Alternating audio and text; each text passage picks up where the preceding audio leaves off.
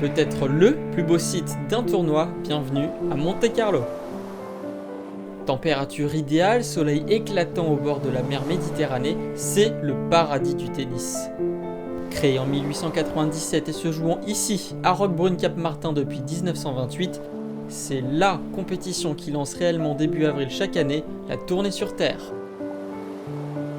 Pas de tournoi l'an dernier à cause de la pandémie, le tenant du titre, vainqueur en 2019, c'est l'italien Fabio Fognini, tombeur de Nadal en demi-finale et de Lajovic en finale, l'actuel 18e mondial y remportait son premier Master 1000.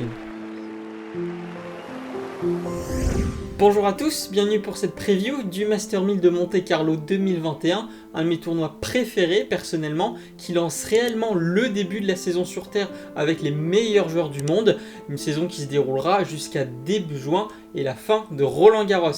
56 joueurs en lice, le tournoi se joue en une semaine sur 6 tours avec une dotation globale de 2,4 millions d'euros dont 250 000 reviendra au vainqueur, soit près de 4 fois moins qu'il y a 2 ans. A noter les principales absences de Federer, Thiem, Wawrinka, Nishikori ou encore des Français Richard Gasquet, Jo-Wilfried Tsonga ou encore Gilles Simon. Le tirage au sort a lieu hier soir, alors quels sont les matchs à voir, à envisager, qui gagnera le tournoi? On voit ça tout de suite. Novak Djokovic, tête de série numéro 1, se retrouve dans la partie de tableau de Tsitsipas, numéro 4, pendant que Medvedev, tête de série numéro 2, hérite de Nadal, numéro 3. Les 8 premières têtes de série sont exemptes de premier tour, Djokovic, Medvedev, Nadal et Tsitsipas donc, ainsi que Zverev, Rublev, Schwartzmann et Berrettini. Dans la partie haute se profile un deuxième tour choc entre Djokovic et Sinner, 23e mondial. Ils ne sont pas à leur niveau d'antan, mais Cilic et Goffin s'affrontent d'entrée. Karatsev, 28e mondial, et le nouveau venu Musetti, 90e, sera très intéressant à voir. Le vainqueur affrontera Tsitsipas. Côté français, Gaël Monfils affrontera Pablo Andújar et Lucas Pouille affrontera Guido Pella. Les deux Français pourraient donc s'affronter au deuxième tour, mais on n'en est pas encore là. À voir notamment comment se sent Gaël Monfils et s'il a retrouvé ou pas de sa superbe qu'il a perdue il y a plus d'1 an. Hugo Humbert, lui, 31e mondial, jouera John Millman, 44e. Dans la partie basse, le tenant du titre, Fabio Fognini, affronte le Serbe Kekmanovic, 46e mondial. Côté français, Benoît Paire, 33e, affronte Thompson, 62e. Adrien Manarino, 35e, affronte un qualifié, avant peut-être de se défier à Rafael Nadal au deuxième tour. Enfin, Jérémy Chardy, 52e, aura affaire au 42e mondial Alexander Bublik. Visionnons maintenant les quarts théoriques, les voici.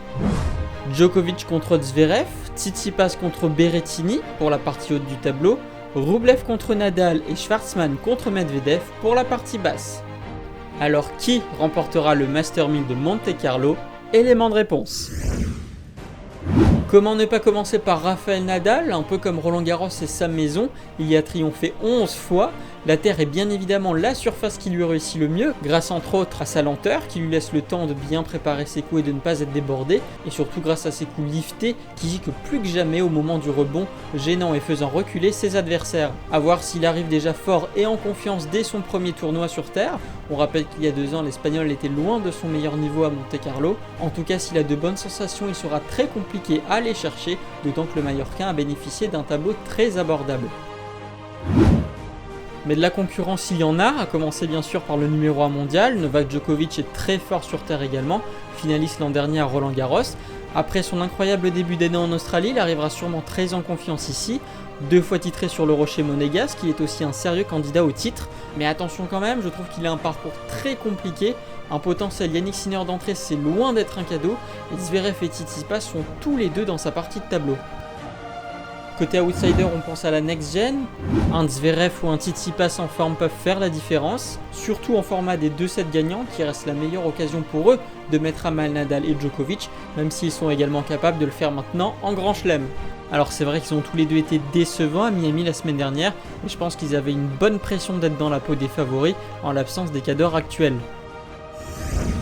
Alors qui voyez-vous s'imposer sur le rocher monégasque en fin de semaine prochaine? un favori, un outsider ou peut-être même une surprise comme il y en a très souvent. J'attends vos retours en commentaire.